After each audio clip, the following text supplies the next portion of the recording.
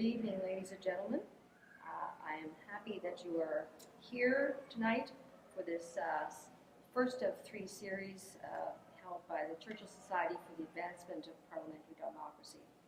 I'm especially grateful for the panel to have traveled from the distances they've undertaken, and I'm looking forward to a wonderful discussion led by Professor Alex Marland. The Churchill Society is a nonpartisan charity. It is interested in promoting and participating in public discourse and education relating to the well-being of our Canadian parliamentary democracies. Winston Churchill is our masthead as a paragon parliamentarian, student and master at the same time of a phenomenon of governance that grew out of civil war and conflicts over its character dating back to the 17th century. The results became ours in 1867 to be embraced for the benefit of all entitled to cast ballots, even if some don't, and for those who are aspiring voters. I'd like to now introduce the panel, first starting with Professor, I shall say, Dr. Alex Marland, who is a professor at Acadia University. He is the author of an important book for this evening called Whipped, Parliamentary Democracy in Canada. He is lucky enough to be by the shores of the mighty tides of the Bay of Fundy, which I'm sure inspires great wisdom on your part. But he's also an author of another book, which will become a prize for anybody that can answer Churchillian trivia. And that was perhaps a more important book because you won the Donner Prize for the best public policy work for 2016, I believe. And it was entitled Brand Command, Brand Command, Canadian Politics and Governments in the Age of Message Control. So we're very honored to have you here and delighted that you're leading, I'll call you the independents, because you are a rare breed and have something very important to contribute to the public discourse. I'm happy to introduce Bobby Ann Brady, MPP, Haldeman Norfolk, who is a historic independent because she chose to stand for election as an independent after having not been selected to run under the banner of the Conservative Party. And you know, I have to say that I'm not surprised that that happened in Haldeman Norfolk because I happen to have a connection to Haldeman Norfolk going back to the tempestuous days of labor relations in the late 70s here. And I had a lot of work to do there with the police, and I spent so much time there and enjoyed every minute of it because it's an independent place. It's got an independent mindset that I can recognize. So I guess maybe they recognized somebody in me because they admitted me to being, looking for my badge, an honorary member of the police force. And there I am, February of 1979, an honorary member of the Haldeman Police Force, or the Haldeman Norfolk Police Force. So I've always carried the badge when I'm driving in that direction in case I get caught. Also, thank you for coming a long distance, Elizabeth Smith-McCrossan from Cumberland North, which is a further up the Fundy from where Professor Marland is. But you get to enjoy both sides of the tides, the mighty tide of the Fundy and the quiet tide of the Northumberland Strait. Elizabeth is an independent in her second round of election by choice. The first round was under the banner of the Conservatives, but Elizabeth will be saying more about this, I'm sure. She became an independent midterm, and I happily ran into her in her constituency office, and I've been following your career with great interest, and can realize by following you both the magnitude of what you can do when you don't have the whip and the control of the party. And finally, Scott Sims, who was MP of a beautiful constituency in Newfoundland, coast of Bays, Centre, Notre Dame. from 2004 to 2021. And while actively representing your constituents as MP, you found the time to contribute to a set of essays done by other sitting parliamentarians, which is entitled Turning Parliament Inside Out, Practical Ideas for Reforming Canada's Democracy. And you're here tonight, and thank you very much, because your essay zoned in on the pitiful plight of the backbenchers and offered good solutions that we can resurrect and talk about and perhaps form a plan this evening. So I wanted to just say that our society has fortunately attracted a lot of people who have been very interested in parliamentary democracy and also have made their profession examining it. And I want to dedicate tonight's session to Peter H. Russell, Professor Emeritus of Innis College, U of T, who has just passed. He's no longer with us. But it's important that this be dedicated to him because he wrote a book amongst the many that he wrote that's important to the discussion this evening, and that is Two Cheers for Minority Government. In that book, he was able to assemble data clearly to look at the changes, the circumstances of change that had happened in our parliamentary democracy, federal mostly, from Confederation until roughly 1968, at which point it became different because of the reconfiguration of power. So he ended up concluding rightly that minority government was the best government in the circumstances of these changes, which he had to accept as permanent. And of course, one of them is party discipline being much more tight, the congregation of power in ministerial hands, with the accompanying loss of cabinet and caucus participation in the formation of policy and legislative initiatives, the dilution of debate, the limiting of opposition through various techniques. So he was able to clearly see the changes that had taken place compared to the first 100 years of our Confederation, and then be able to see that minority government was the best form in order to counteract some of the ills that have resulted from that. So I think his contribution was to see that Parliament is a zero-sum game, so that when power is lost over here, power is gained over there, and that makes the analysis a lot better in terms of measurement. And currently, measurement is quite intense globally on gauging whether democracies are declining or not. And a group, VDEM out of Sweden, has developed an enormous number of factors in order to be very precise in coming to conclusions that in past days, for example, Michael Volpe, Toronto Star, he, in 2013 said, Parliament is broken.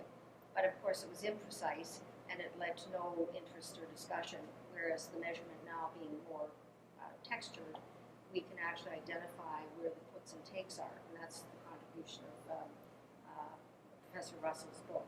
So hopefully there will be 3 sessions, this being the first, that will assemble the kind of data that the people who practice complexity theory will be able to hone in a more accurate way in order to determine where we're at and maybe perhaps get the attention of parliamentarians and people who have great ideas about reform and change. So without further ado, I'll pass the microphone over to Professor Marland and begin your work. Okay, I just want to situate things by helping everybody here realize how fortunate we are to be joined by our guests. So, if we were to think about all of the politicians who have ever been elected in Canada at the federal or provincial level since 1972, and the reason why I picked 1972 is that was the first election at the federal level that party labels appeared on the ballot. Up to that point, you had your occupation. So from that point forward, people could not know who their individual representative was as long as they knew who the party was. So since 1972, if you were to take all of those people who have been elected, including 3 of you, you would be able to fill a mid-sized hockey arena. That's, I've counted. All right, so why do I use that as context? So let's narrow it down a little bit. If you were to take all of the people who were elected as an independent, so I'm not talking about people who left a party and sat as an independent, I'm talking about people who actually ran as an independent. They might have been part of a party before, or not, but who actually got elected, and when people went to vote, it said independent candidate. They would fill a small van since 1972. To get even more precise than that, the people who ran for the first time and got elected as an independent, who were not previously elected as with a party, and who ran and got elected for the first time as an independent, could sit in the front seat of that van. You are one of 5 people who has done it since 1972, as far as I can tell. It's quite an accomplishment. And so the types of perspectives that we're going to get from the 3 of you, you all bring similar perspectives and yet different perspectives. So in Scott's case, as a very long-time federal member of Parliament with the Liberal Party of Canada, and yet at the same time, you know, you serve in opposition, but also you're in a governing party, but you're also not afraid to push back from time to time. I've just mentioned about Bobby Ann, and your ability to get elected on your own name is an incredible accomplishment in its own right, and since then, you've very much carved a name for yourself as somebody who champions the issues that matter to your constituents. And Elizabeth has gone through a lot of challenges to get to the point where you are. And sometimes party politics can be rough and tumble. And yet you've persevered and you've managed to get elected on your own name as well. So you all bring perspectives about party politics in different ways. And so what we're going to do this evening is talk about some of these perspectives. And what I'm hoping you'll do is share some of your stories. And as you share some of your stories, collectively we can kind of learn from those stories.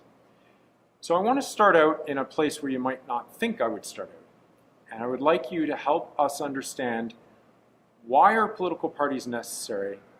When are political parties good? So we're going to start from a premise. We're not coming at this suggesting that political parties are evil, terrible things and we need to get rid of them. It's more that they exist, they're entrenched. What is good about political parties in your experience? So whoever wants to start first. Well, maybe we'll let Scott start. I thought you were coming to me for sure, because I never was an independent. I was independent-minded. For many reasons, I would. I started out as a person who, I gravitated to the Liberal Party because of my values. And that was way back in 2004. So at that point, it was Paul Martin who was the leader. The big benefit, I think, at that time of the party is that the machinery that surrounds you is easily attainable once you win a nomination. So one thing you can say to everybody is that, you're an independent when you go after the nomination for a particular party to a certain degree. You're independent of yourself because of the resources that you have to come into yourself. You can't even use a party logo if you run a nomination. And it's harder to raise money for reasons obvious. Now, once you win the nomination, you get the party machinery such as the advertising. You still have to pay for it, but it's at a reduced rate because everything is printed and so on and so forth. You get the big discounts. You get the benefit of people who have won before. You also get the benefit of people who have lost before, which I think is probably a more important question nowadays, which is, if you want to win, learn from people who lost, because that's something that a lot of people don't realize. I'm sure you've experienced that in your own way. But that, to me, the machinery itself allows you to be more efficient, especially if things like a snap election, and you don't have a lot of experience running. I mean, there were a lot of things that people came up to me because they were longtime Liberals who told me, you should do this, you should do that, don't go to that door, go to this door, don't go to that door. The reason why is because it's a no, you're wasting your time, go to this one. So there's a lot of field work that comes automatically with a nomination win. That, to me, is probably the biggest one. Now, if you're a person who toes the party line, your message also becomes very easy. You don't have to do a lot of homework. You just got to memorize lines. I say that facetiously, and I mean it facetiously. Because a lot of people who run, they do prepared texts by someone they've never met. They go through the issues based on lines from people who never voted, never lived, never set foot in your riding.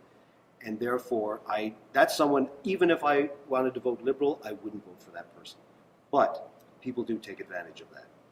And to me, those are the major benefits of being in a party. Bobby, you spend time in the legislature, you see political parties operating. What are some of the benefits of political parties in our system? I think for the electorate, it's the clarity. So political parties, you gravitate toward a party that supports your ideals or where you best fit in. And so it creates a sense of clarity.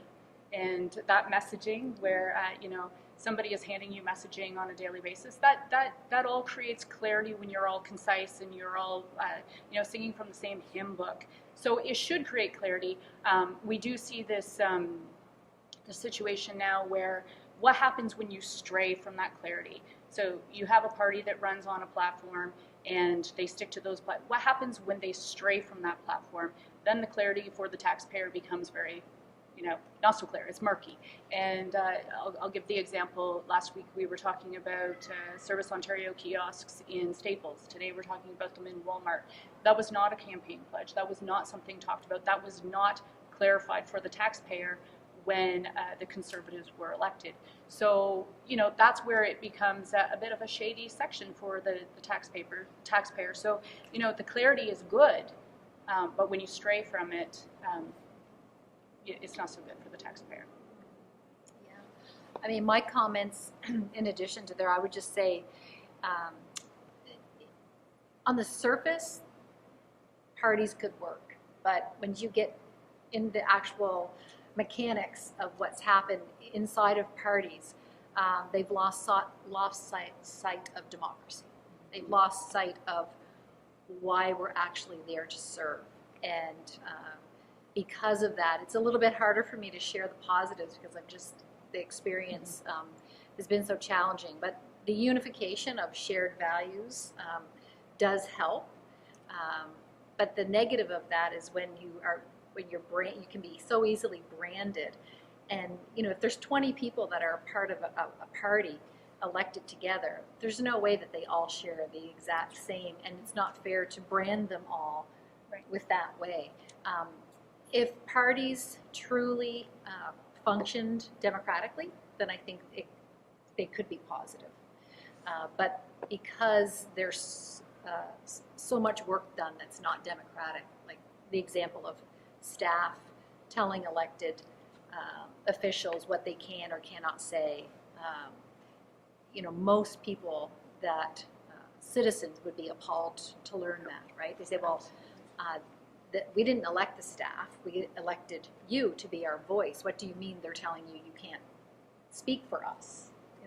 Most people would be really shocked about the actual day-to-day workings within a party. So I think on the surface they can work, but they've just morphed into something that I think they were never meant to be. Right. So maybe we can use that as a transition to talk about some of the troubling things about political parties. What are some things that maybe we're not aware of, or not, we kind of have a surface awareness of, but maybe you know more about that we should hear about? So what are some of the troubling aspects of political parties from your experience? I think that the majority of people believe that their representative goes to Parliament and represents them, and they don't understand the branding. They don't understand how tight the messaging and the control is. They don't understand that in a caucus boardroom there are staffers who tell elected officials to sit down and keep their opinions to themselves. And you're exactly right. If the electorate knew that, if voters knew that their representative was being told to sit down in what I would classify as the change room, right? I'm a hockey player, and when you leave the ice, the door is closed, and you have that discussion with your team. That's how you get better. And that is no longer, that used to be the way caucus worked from what I'm told. I've never been in a caucus boardroom, but that's what I was told. I was a staffer for 23 years, and it worked that way, and it no longer works that way. I feel that these regimes, these parties are not interested in actually getting better. They don't want to listen to the grassroots. They don't want to listen to their members who are in the coffee shops and on the ground when they're not at Queen's Park, and it's a real detriment. Yeah, I recall the very first time that it happened to me. I was the health critic, and we were in opposition, and I had done my first interview about this situation, and I've been a nurse for a long time, and so they had the journalist had asked me a question, and I gave an answer, and I said, and then this is how we could have made an improvement. This is what, and right after the interview, I was hauled into the office by one of the staff and said, so you can't ever do that again. I said, what do you mean? And they said, you're only allowed to criticize the government. You can never give a solution to what the problem is. And I said, that's ridiculous. Like, that's not why I got elected, to just criticize the government. People expect more of their elected representatives, in my opinion. So that was the first experience, but that continued on and on, where I realized that, the phrase, the tail wagging the dog, that absolutely there is a lot of power with the staff because elected MLAs or MPPs are giving them that power. So but if you stand up and say, no, people didn't elect you, they elected me, then that takes you down a troublesome road too, because you're not towing the line. You're not. Yeah. Scott, we live in a world now where things are really fast. There's a lot of things going on. It's really important to have staff who can, be constantly looking on their phones and keeping elected officials kind of steering things and assisting them. There's a reason why there's so many of them, and yet the concerns that you've raised are actually fairly common from elected officials. What's your perspective about the role of political staff? Well, I was caught up in the thing about caucus and how more and more useless it's becoming over time. But when it comes to staff,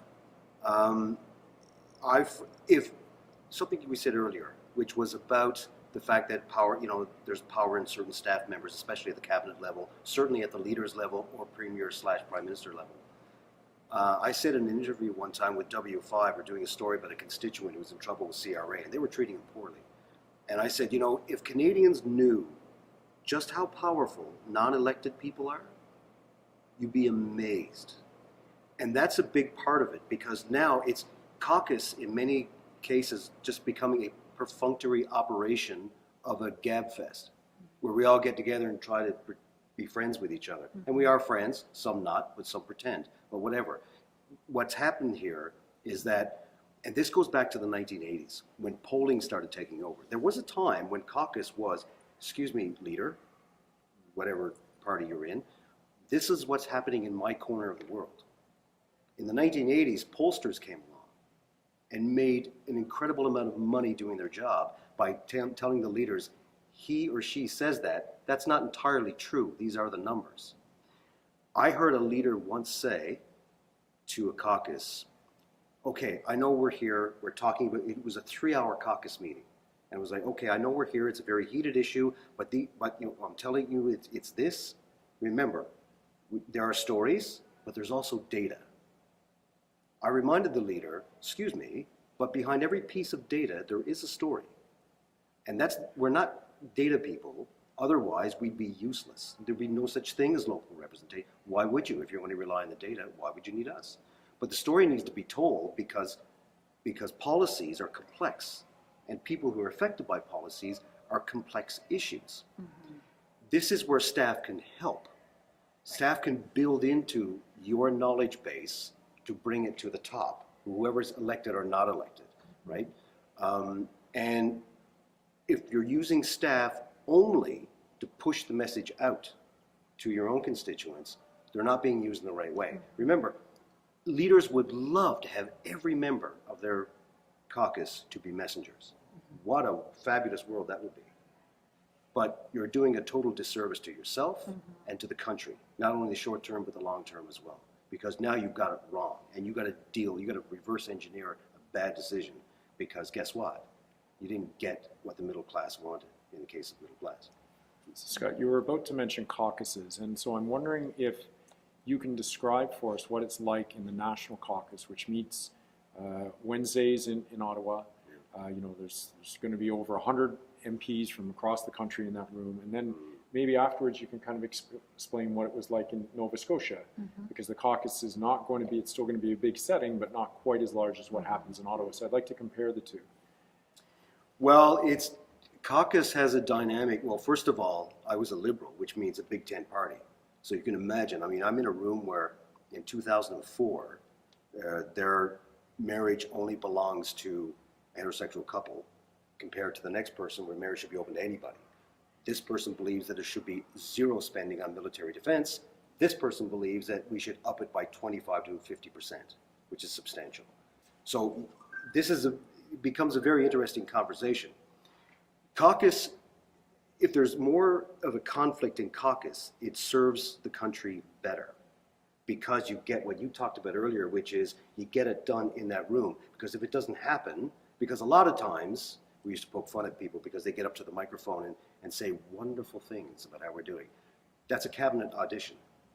I know that sounds poor, but that's exactly what it is. There are people who cabinet audition, there are people who talk to their issues, there are people who will defend their friends of theirs, because I mean, we get to be friends after a while too. Let's be honest, we're colleagues. And that's one of the reasons why it's hard to vote against the party. Everyone thinks it's not just about discipline. It's because you're getting the person sitting next to you, your friend, it gets them in trouble too. Anyway, caucus can be a fantastic dynamic, and it can also be useless. And it doesn't take much to go from one to the other. A part of a caucus for 4 years, and there was some positives, there were some challenges. I think one of the dynamics of my personal experience is that I jumped into a leadership race 6 months after being elected in my first term, which was maybe kind of crazy looking back, but I have no regrets. But the dynamics that happen in a caucus during a leadership race can be very unhealthy, and that was certainly my experience. There's groups and bands and a real lack of trust and real no teamwork or camaraderie.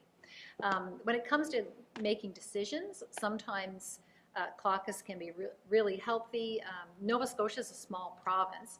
However, the needs of those living in Cape Breton are very different than those living in Cumberland County, very different from those living in Yarmouth.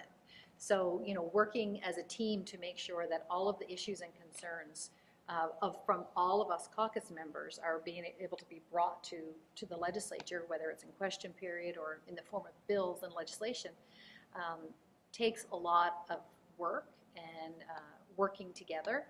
And unfortunately, that always didn't happen. And one of the big reasons that led to my removal from the party was, the pandemic was a very challenging time for a lot of people. In Nova Scotia, New Brunswick, the borders were shut down, and there was very little movement allowed between the two provinces. And in our particular situation, we have a border town. You remember what Amherst is like, with Sackville and Moncton, and literally 50% of the people that worked in our hospital lived next door in New Brunswick, and 50% of the people on our side, worked in New Brunswick and vice versa.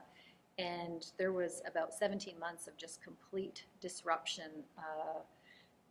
It's unbelievable the circumstances and situations that happened through that, and just the day-to-day stress and the decisions that were being made by government that never took into consideration the impact on the people that lived in my particular area, led eventually to the removal of me from the party. But leading up to that, I was telling Alex before, I wrote 4 different resignation letters over a period of about 2 years, because it was so frustrating for me knowing that the needs of the people that I represented were not getting heard and their needs were not getting met. And it's not fair, it's not right to the people. People deserve to elect a representative and know that that representative is going to represent their needs, whether it's in the legislature or parliament. And I fundamentally believe that is the way politics should be, and we should be working together to try to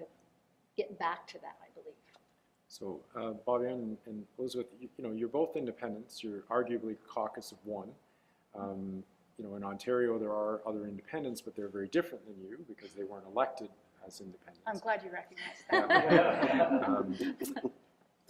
What's it like to be a caucus of one?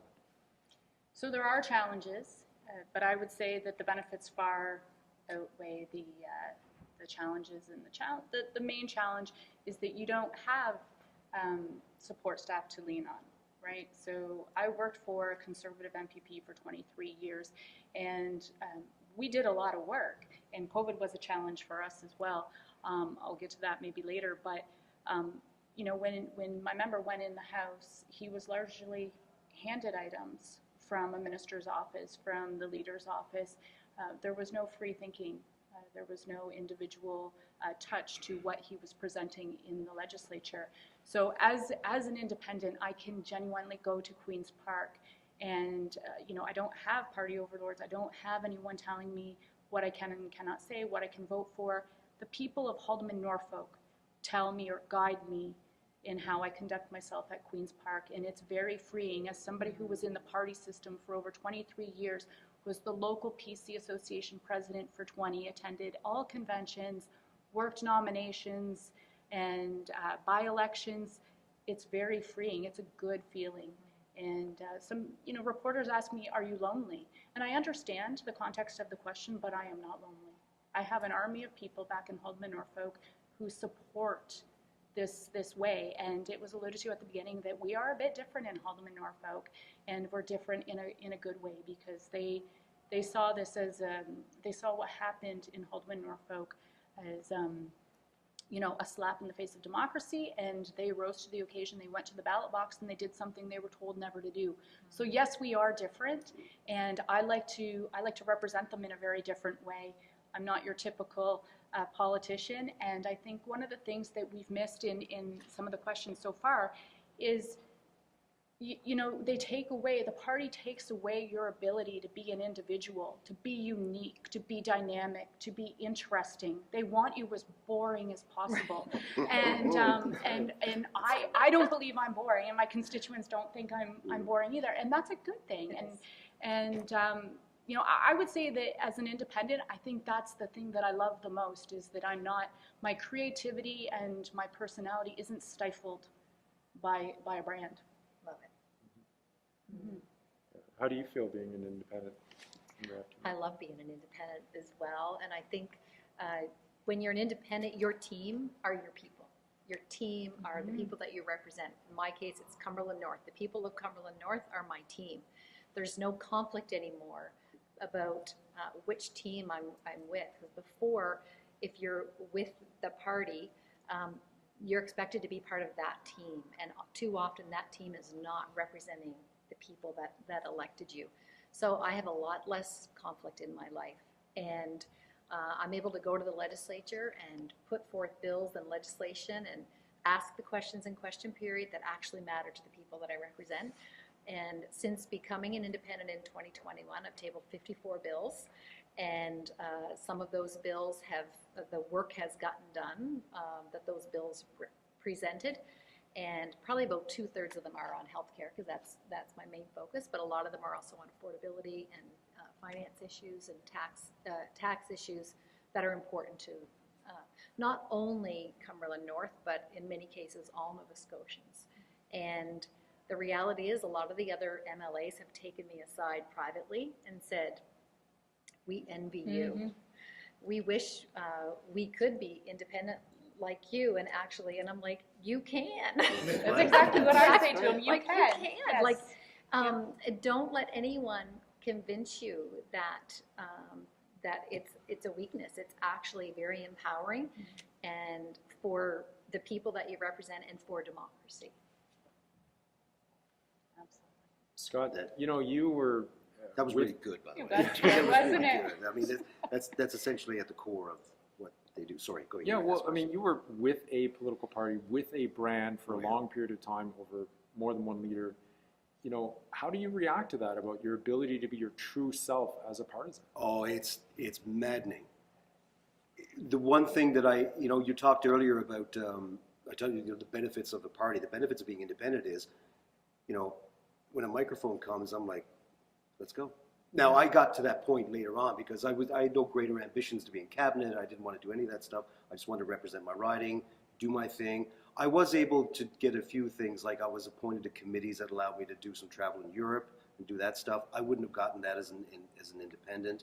That stuff is there.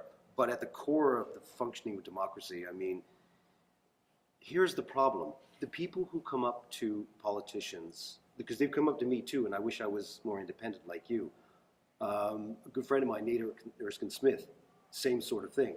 Now he's very partisan, very liberal, but he also has his own thing when he talks about certain bills. But in order for this to happen, Elizabeth just said it perfectly, which is you can do this too, right? Because here's what happens. Leaders will always say, I want to promise that I will give backbenchers more power. Garbage. They can't, and they want to and they can't, and they say it, and it's just, whenever, I don't care who the leader is. I mean, even I've argued with Elizabeth May about this, which is, you can't do that, and you don't sincerely mean it. In order for backbenchers to have the power, or be in a spot similar to what Elizabeth talked about, you have to take it yourself. If you have to face whatever punishment is there, you have to face ostracization, because you can be ostracized by your colleagues. So what? Nobody in caucus can vote for you. Nobody. That's right. Everyone seems to forget that. Let's go beyond ambitions. I always say that the people who don't serve the conversation well when it comes to a strengthening a party, and people who should be on the receiving end of a caucus meeting should be cabinet members and those who want to join it, quite frankly, to use a phrase. Because these people have set ambitions to go there. And I've got nothing against deep partisans. A good example, Pierre Poilievre. He got elected in 2004 when I did. I have never met a more deep-seated partisan individual. But he won't tell you any different. He won't pretend to be someone who's independent of the party. That's his game. That's what he wants to do. I have a lot of respect for Pierre. I've known him for years. I'll even say I'm his favorite liberal. It's not on my LinkedIn page, don't worry. But, people say to me, what's Pierre Poilievre like? If you know hockey, Pierre Poilievre is like the Brad Marchand of Canadian politics. The only people that really like him are on his team. Right. If you're not on his team, look out. He's a steamroller. He'll take you out. And but that's what he does. And people would say, like, oh, he's a great team player. He's a great team player. Of course he is. Look where he is now. That's how he got there. It depends what you want to do. If a backbencher wants to be a backbencher, be one. Stop going up to people and saying, I wish I was you. No, wish you yourself. If that makes sense. I know during COVID, there were at least 14 MPPs who were very upset with what was going on in Ontario, but none of them banded. They didn't band together. So they allowed a few folks to kind of take the hit. And if they would have banded together and stood up and said, we are questioning this, we want answers, it would have been much more effective. And I don't know what they were protecting. I mean, the base salary of an Ontario MPP is $116,500. Is that what you're protecting? I don't understand it. Yeah. Can I share a little story? So just one of the things you said, it made me think of. So when you're actually in the legislature or parliament, we're, as human beings, we all want to be liked. We all want to be included. But I think sometimes when you're there, you can easily forget why you're there and get sucked into feeling like you need to do what this person wants or the person beside you, and remembering you're actually there to represent the people back home. And if you always keep reminding yourself of that, you're going to always make the right decisions. And the Premier called an emergency session last summer to deal with a potential raise that he didn't want for the MLAs. So called an emergency session. We were there on the second day. The House Leader for the government came to me and the other House leaders in opposition and said, so we want to put this bill through without going to committee of the whole and third reading. We just want to do it all in a day, but we need unanimous consent. Yeah. And the two other opposition party House leaders said yes. And I said, you know, there is something you could do for me. I said, the emergency room expansion at our regional hospital is, I'm a little worried because it was announced by the previous Premier. And I said, I would just like to have it in writing from the government that this is not going to be delayed. And so the House Leader said, sure. And then came back to me an hour later and said, so the Minister of Health has assured me that everything is on track. And I said, great, can you just give it to me in writing? So, no, we can't do that. So I said, okay, I can't give you unanimous consent. Like, what if it's true, there's no reason why you can't give me that in writing. And it's something that means a lot to the area. Our hospital needs an expansion. And it came down to the vote, and out of 55 people, I said no, and they were furious with me because it meant we had to come back after a long weekend. But I said, listen, I'm not here to make you all happy. I like you, but I'm here to represent the people from Cumberland North, and all I asked for was something confirming. And the day after we left, they actually did a press release saying the Emerge expansion is on track and on time. So I actually got what I wanted. Good for you. Because they wanted to make sure that everybody knew that it was on track. But I just make that point because it's so easy to forget what team we're on and why we're there. And with true democratic representation, we always have to be reminding ourselves why we're there, and that is to represent the people that brought us there, right? Absolutely. Yeah. I think when I went to Queen's Park, the Liberals and the NDP were watching me closely because they believed that I would be a puppet for Doug Ford. I was a Conservative staffer for 23 years, and that's what they expected. So when I, came to question period the first time and asked a really hard-hitting question, they were all, and so I think that helped earn that respect. So there's times where I'll stand up and I'll vote with the Conservatives, and the Liberals beside me kind of, heckle me a little bit in a fun way. And but I think there's that mutual respect that yes, she is there, and we wish we could do that too. Nobody's angry with me when I vote one way or another. Even the Conservatives, when they just kind of hang their head and shucks. But nobody. I don't think anybody is really keeping track except for maybe the leader's office. Right? Scott, when were you able to get things done for your constituents as a backbencher in a political party? I'm still working on it. I'm kidding.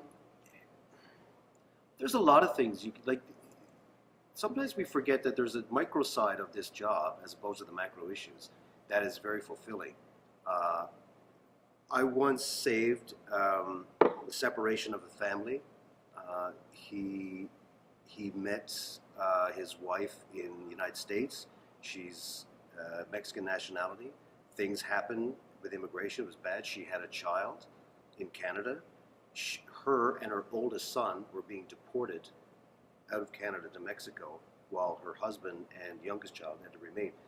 So we actually worked on to the point where we actually were able to get the minister's office to do something to keep them united. That's the type of thing that never makes the news, but it's pretty fulfilling stuff, right? I mean, you guys know what I'm talking about. And anyone's had that experience. You don't have to be at a municipal level to be that granular in what you do.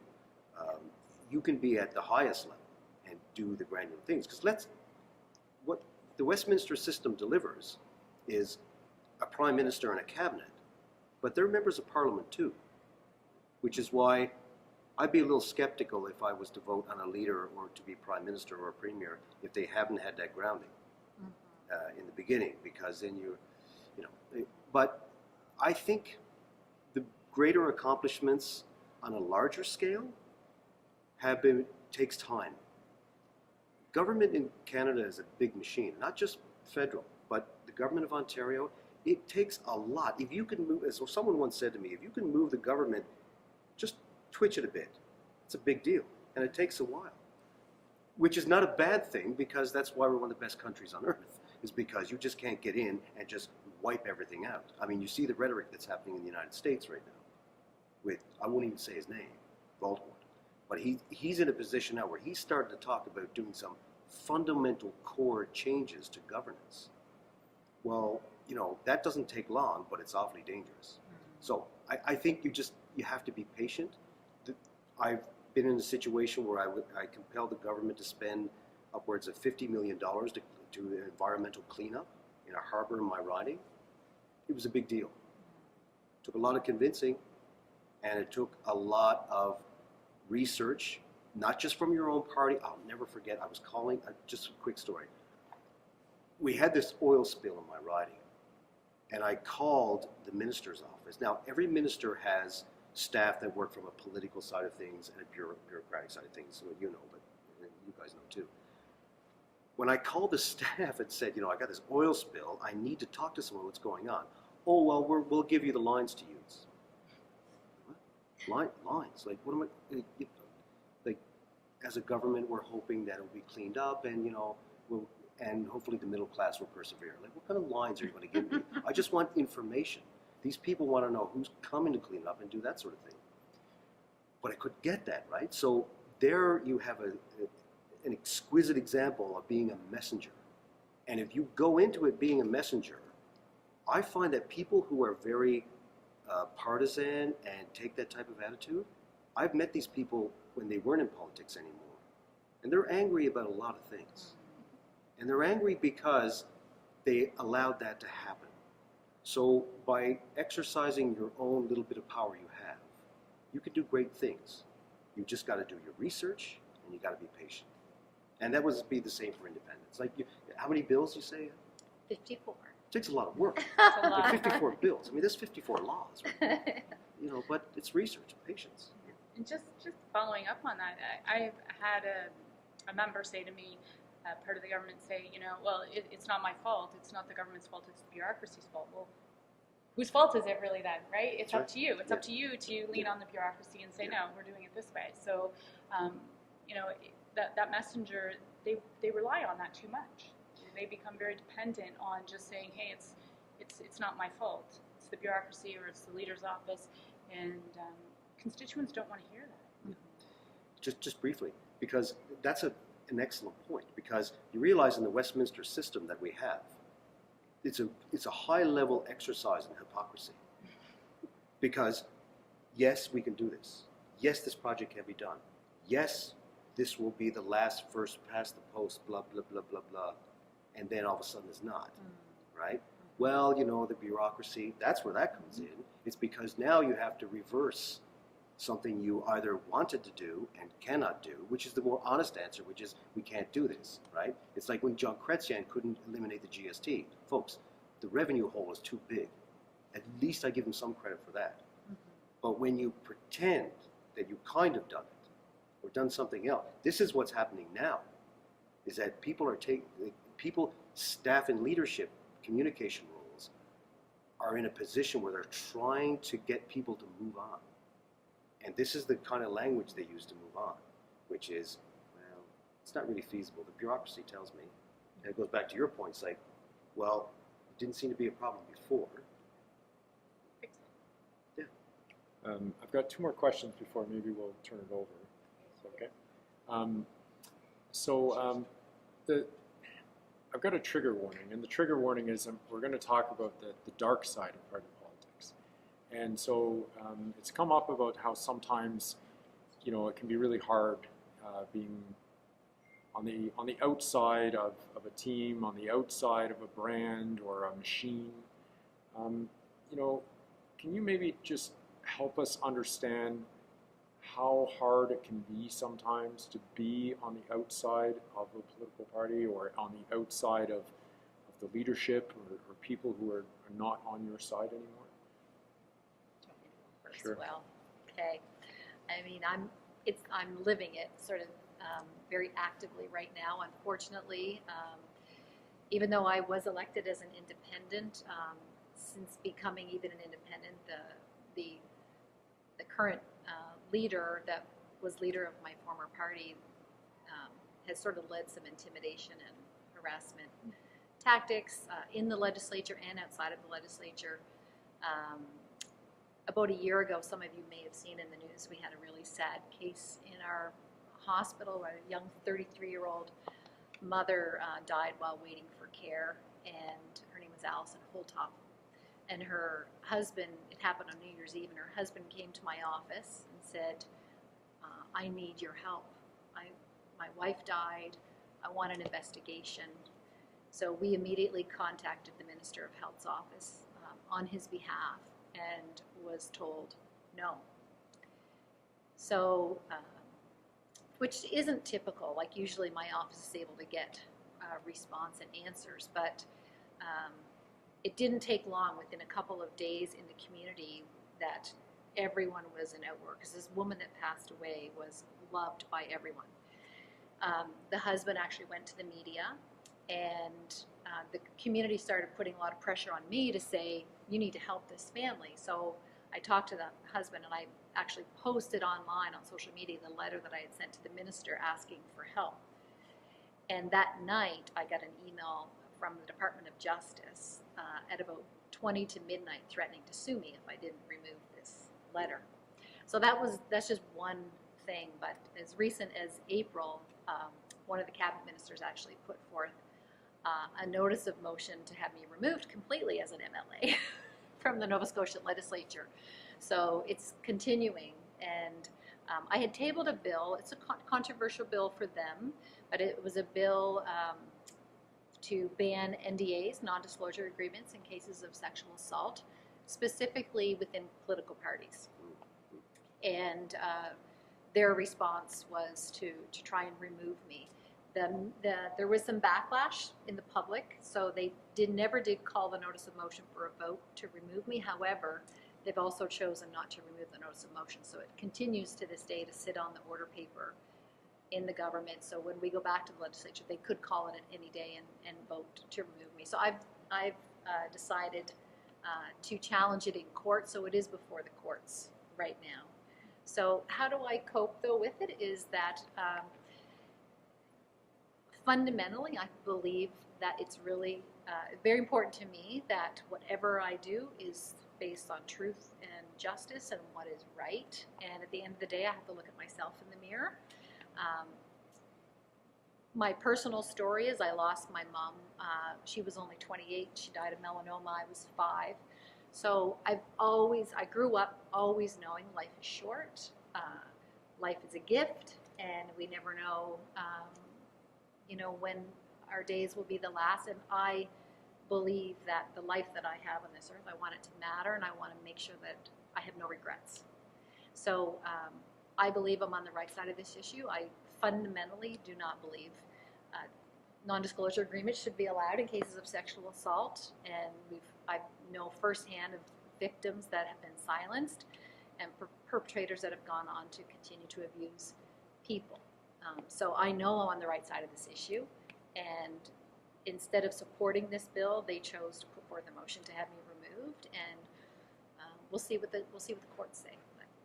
So anyway, I'm just going to continue to do what I believe is right, and I'm okay with being in conflict in the legislature because I think I'm on the right side of this. Get done because they're annoying, right? But this is an individual streak of that person. Like, here's a good example, and I'm sure you've heard this. This is one that really annoys me. When they come to the door, they say, I'm with the PC party, in your case, or PC in Nova Scotia, Liberal Newfoundland. Vote for me because I will be on the side of government. I will be in a government seat. The next time someone says that, a candidate says, I'll be on the side of government, fine. Here's the deal. If you win the seat and your party is in opposition, you're going to sign a piece of paper right now saying you'll quit because you just said you'll be useless. Backbench MPs in the opposition and independents are useless. So you make a solemn agreement with everybody that you will quit if you're in opposition. See what they say then. Sorry, I know that sounds a bit angry. I don't mean to be angry about it, but it just bothers me because I don't mind being people partisan. I gave the Pierre Poilievre example. But don't come, if you're going to be the messenger of a party and you have all kinds of ambition to become a cabinet minister or a leader of a party, that's fine, that's great, but don't come to my door and say, I'm representing you. Don't think so. I really don't get it. This is the part of party politics that they got to stop doing. So on that positive and optimistic note, we'll turn it over. Sorry. Yes, well, this is good and bad that we've arrived at this moment. Good because I could see that we have received an open-hearted, open-minded delivery of your experience, and that is so important, and that's the reason why this session was so important, to show all of the factors operating in real-life terms that militate against the independence that we all think representatives should have. And representatives tell Samara Center of Democracy endlessly about their disappointments, the piles of data of complaints, and I couldn't do this and I couldn't do that and so on. And so it's sort of ending on a promising note as unfinished business. And it may very well be that the Churchill Society will decide that there has to be a reprise, and we'll come back and we'll talk about radical ideas. I'm a labor lawyer, and I keep thinking that backbenchers probably need a union because the party is the big bad boss, and of course there's fear and dealing one at a time as opposed to the power of the collective. So that's my radical thought in reaction to this. I could take a question or two, but we're running out of time. So would one of you wonderful OLIPs who have come to listen to all of this radical stuff, would you have a question that you'd like to have recorded and posted? Yes. Sure, yeah. Just touching on something that you said, Bobby, about going back to your constituents, voting on behalf of your constituents. I was just wondering, how do you do that, like actively? Do you have specific people that you go to kind of sound legislation off of, or which way you're going to vote? I think I do a lot of work through social media, and I'm also on the ground a lot. So one of the things that I wanted to talk about earlier was return on investment. We are in a supermajority position here in Ontario. It is not a good return on investment for the electorate of Halton and Norfolk for me to sit and be a warm body in a seat just for the sake of it. So when I'm not needed at Queen's Park, I'm in the riding, I'm in coffee shops, I am everywhere. And that really allows you to hear from a whole bunch of folks. I have two counties, two very large counties, and I make sure I spend equal time in both. And they tell me how they feel. They tell me on social media. And so it's that general feel. There's emails that come in, calls that come in. So it's just listening to people. And I think that sometimes politicians forget that people just want to be heard. So hear them. And that's how I'm guided at Queen's Park. Can I just add quickly to that? That's an excellent point, because remember the question about staff? Nothing specific against staff, don't get me wrong, but a lot of staff in positions of power, what do they do on weekends? They continue to talk about politics with friends, right? The people they work for, they're at the seniors' dinner, they're at the firefighters' ball. This is where you get your basic information to run on. This is where your fuel comes from, right? Because if you have a town hall, chances are the majority of people there know what they're voting for or where they're leaning. They're just there because this is what they like to be involved. But when you go to these general events, you get a good feel. Data people can't really pick up on that one because, it's just none of your business. And I'd say when I started, over just more than 23 years ago now, the leader's office would call the constituents, the constituency office. They would call, if they knew I was the riding association president, they'd call and they'd say, hey, Bobby Ann, what do you know? We're going to this area. We know that you share some of these things. What do you know? And I said to my former boss, Toby Barrett, years ago, I said, those calls dried up. They no longer care about what we know in the riding. They believe that they know what's happening on our ground when they're sitting in a tower downtown Toronto. For the two of you, when you're campaigning, you're door knocking and things like that, I found that a lot of people can be very heavily associated with a party. So how do you appeal to those people? How do you appeal to people that are like, I always vote PC, I always vote Liberal, I don't want to hear what you have to say, you're not going to win, or whatever those feelings are. How did you appeal to people and say, like, I'm different, I can advocate for you even if I'm an independent? Well, I can say for most people, I know a lot of people. So most people, when I'm door knocking, they already know me. Mm-hmm. So especially the second time around as an independent, because it was so public what happened to me. So it would be rare for me to go somewhere people didn't already know who I was. But even before when I ran the first time in 2017, I grew up in the area, and so and I had 4 businesses, and I've got 4 children, and so when you think about and I have 9 brothers and sisters, so there's connections in rural Canada, like you're always connected with.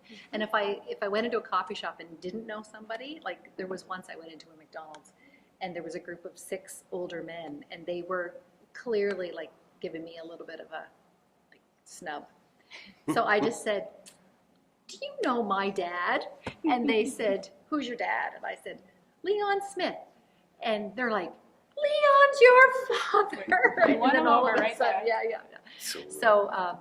Yeah. So I think it helps if you're in your community and people know you, then that helps to build, because politics is all about relationships and people trusting you that you're going to work for them. Would you say? It's all local, and my story is much the same. 23-year career working for the local MPP. People had gotten to know me, and they knew that if they couldn't reach Toby, they could reach me, and I could help them probably just as well, right? And so, and those small town connections, they're real, they exist. We know that, and if I went to a door, especially in some new parts of where there were some folks who would come in, just moved to the area, I would say to them, do you know about this issue? And that issue was, in particular, a proposed subdivision of 40,000 in and around our industrial park. And nobody, except for the PC candidate who had proposed the idea, thought it was a good idea, the premier. So, you just talked about that. You talked about 23 years of experience, and it didn't matter which party. I had local Liberals who had raised money for the Liberal Party, who had worked campaigns for the Liberals, going, no, Doug Ford, you're not going to do that to our local girl. And I think it goes back to the beginning when when it was said that people in Halton and Norfolk were a bit different, and in a good way. So, yeah. I have the opposite story. People look at me and say, "Scott, love you dearly, but..." Can't do it. Listen, I ran as a rural Liberal under Justin Trudeau. I was threatened with physical violence 3 times, chargeable stuff. I didn't call the police, but I could very well have. And I didn't say anything. I just stepped on their property. I think now it's harder to be an independent-minded person in a party. I think in the future, thankfully, it should be easier to do what they're doing, which I think I ran too early. This is my thing. If I had to do it all again, I probably would run as an independent, only because I can't sit around and wait for the backbench to... The party machinery is becoming larger now, and the party machinery, like, there are people getting serious rewards inside caucus, not for caucus work, not for parliamentary work, but party work. In order to be a Liberal candidate to get my nomination, you'd think I'd have to... If you're a good MP, you get the nomination. No. You have to go... you have to get so many members signed up to give you $20 a month. You have to get so many members signed up for this. You have to raise X amount of dollars, right? Yeah, that's got to be in your bank account, which is, they say, well, that's good for you. Yeah, but I have to sign a deal that they get 60% of my rebate. So, you know what I mean? Like, it's just, seriously? It's easier, like I said, for someone like a Nate Erkin-Smith or myself or others, it's going to be harder for them to do. Well, Nate is actually quite a party person. I wasn't, but it's difficult. And I don't know if it's going to be any easier for independents, like the two wonderful people sitting here. I hope it's easier, but we'll see.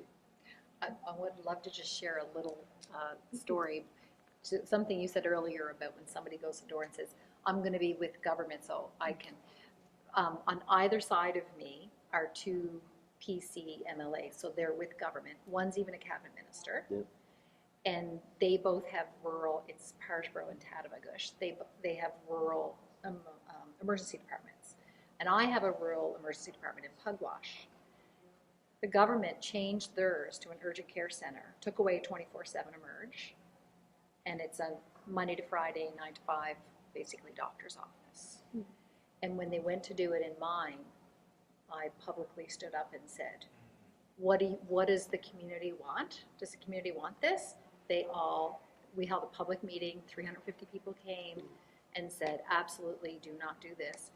Guess whose emerge is still open 24/7? The independents, not the government MLAs. Right. They're both changed, and they were not allowed to say anything. Mm-hmm. Like nothing was said publicly. Anyway, it's just an example of, I think as an independent you can be very effective in representing your people and get results. Well, we have a bridge in the town of Caledonia that's over 125 years old, and it has been deemed, it's going to collapse. It's going to collapse. And the former MPP couldn't talk about it. My former boss, he couldn't stand up and question this. I've questioned it 4 times in the legislature since election day, and I will continue to question until that bridge is reconstructed. Mm-hmm. And the granular issues, perhaps government would look at that as a granular issue. And back in the day when I first started working for Toby, every Thursday when we were in government was considered Constit Day in the House. You could stand up and ask questions related to your riding. That's gone. That's long gone. You can no longer ask those questions. Now they're just lob ball questions. Yeah. That's something that I'm looking to you as the academic should be more about, which is we in Canada is different from the UK, even though we have the same system essentially. That the order of speakers, who gets to speak, is still determined by caucus, by the whip. It's wrong. It should be the Speaker of the House. Mm-hmm. They call them member statements. Yeah. Well, I used to heckle the Conservatives when they get up and talk about how wonderful Harper was, and when they'd sit down, I'd always yell at them and say, my name is Stephen Harper, and I approve this ad. Yeah. That's after their 1-minute statement. You might as well call it like it is. And it's horrible because a member statement is for who? I think it's in the title, isn't it? For the member? Like, silly me. So the Speaker of the House needs to be more assertive. Not just, you be quiet, you be quiet. They have to take over the procedure part, which they're losing. And since we're the Churchill Society talking about this, I don't know why they haven't done it yet, because nobody speaks up. They're afraid to speak up about it. It's too bad. Mm-hmm. I'm not sure about provincial. I always thought that provincial legislatures need to beef up their committee systems. That would give you guys some say, more say. Well, committee I thought was the place where I actually could. I'm thinking about Newfoundland. Your Ontario's probably better. Affect the most change. But I traveled the province last year at this time doing pre-budget consultations on the finance committee, and I was very afraid that it was all preconceived, and it was. When the budget came out, very little of what we heard on the road in Kenora, Peterborough, Ottawa, Kingston was in that budget. And another good example, I now sit on social policy, and just before Christmas we were doing amendments to the Convenient Care at Home Act, and not one amendment was adopted. So we sit there and we go through hours and hours of public consultation. For what? So you have worse than no committee. You have show and sham. Show and sham. It's window dressing, whatever you want to call it. It's not a good return on investment to have politicians sitting there who are supposed to be policymakers. Yeah. We're not policymakers. It goes back to the whole, it's about messaging. Partisan. Yeah. Mm-hmm. So, my name is Drew. I work for both the Ontario Liberals, and I'm now working as a staffer at Toronto City Hall. Yeah. So, part of my job is to whip the vote, but it's independence. There is no party system at City Hall, as much as maybe the mayor would want it another way. Yeah. And But that makes my life very difficult to actually get votes because I'm suddenly having to deal, and I'm only in charge of I'm the director of TDC policy, transit policy for the City of Toronto. And it's incredibly hard to get those cats to go and vote on a motion. One of them is wanting to run off in that direction. I'm trying to get a city council to go who wants to go in that direction. And when you get to something as big as the Ontario legislature, I kind of wonder how would one make it actually function. And I look at the US where they have a very weak party system which results in nearly shutdowns every time a budget comes up because someone wants this in their pork barrel project. Yeah, that's they true. want, and I was kind of wondering what you guys thought about that. And I want to ask one question to Bobby Ann because you are the, actually I've got two more questions. One is that to the professor, how many independents have been won who are not like Bobby Ann, and sorry, your name? Elizabeth, who have been previous party members? Because it seems to me that what's unique about the two of you is that you were both long stays in your party, and then for a variety of reasons you left that party, and then you were able to leverage those connections that you had built over 20 years, etc., into political careers, as compared to someone who was independent from day one and then tried to get elected. And the third thing is, for Bobby Ann, right now the government's in the supermajority. But now the tides are changing in Ontario. I say that as Ontario Liberal, where there's a chance with Bonnie Crombie being a stronger challenger to the government. And I was wondering how you felt pressure on your seat, given that I would imagine from a conservative strategist, we're going to circle that riding as a winnable riding, or potentially winnable riding, in 2026 because we may be losing seats in places like Mississauga, etc. And that's where that war chest is sort of deployed. I was kind of wondering how you thought about that in your own 2.5 years. So I don't worry about that. I mean, if that's the beauty that I have, and this was an argument with some of those folks that I said really disappointed me and I feel betrayed by them, is when I first went to Queen's Park, I would get calls from them saying, why are you asking hard questions? Well, it's my job to ask hard questions. Well, you're never going to be part of the fold. It's not what I'm there for. If I never become part of the fold, if it means that I'm defeated in 2026 because I went to Queen's Park in a very genuine way and I represented the people of Halton and Norfolk to the very best of my ability, then so be it. I don't need to be a career politician. I don't need to protect what I'm doing. And I believe that they will have a harder fight on their hand in 2026, and they can put all the money they want into Halton and Norfolk. I believe that the people of Halton and Norfolk know that I'm doing the very best that I can for them, and I'm asking questions that they have wanted asked for a long, long time. So they'll send when she finally gets what she wants, they'll send in a minister who can't even spell Halton and Norfolk to announce this money that I'm giving you. That's I have been driven to desperate measures. Oh, well, it's going to be you. So if you don't stop. Stop talking. We need to do this again. Yeah, that'd be great. The wonderful Halton and Norfolk constabulary to force you out of this room. That's a serious badge, too. Corinne, That is amazing. You gotta let me respond one thing to him. Can I? Go ahead. I just have to say one thing. So your thing about the whip and how do you get cats to, so fundamentally, that should never happen. Because every person that's voting should be voting based on what the people they represent want. It shouldn't be anything what you're doing, right? Right? That's what we're talking about here tonight, is democracy. And so I just had to add that comment because I don't, and I'm not saying that to diminish your work, but really, every person that you're talking to, even at a municipal level, should still be voting based on the people, what people they represent want. And I'm going to have the last word because we have to finish. And to answer your question, I'm aware of two. There was an MP in Quebec who was a talk radio host, and he got elected around 2008, 2006. And there was a woman, was it? Okay. And then out in BC, there was a woman who got elected provincially. Those are the two I'm aware of who got elected for the first time. Where'd Chuck Cadman? No, he was a conservative. Oh, right.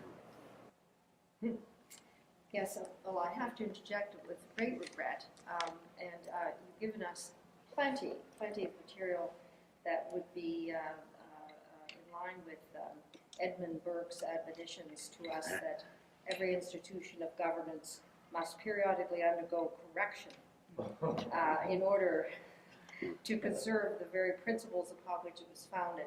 So you have provided wonderful information to make us think of correction and the solutions similar to what we never got to Scott Zibbs about how to invigorate the backbenchers. But I do think that it's been a wonderful contribution to the public discourse with little known information that's suspected but not known. So thank you for your candor, thank you for your time and traveling all the distance that you have come. But sadly, we have to conclude maybe this segment of our conversation.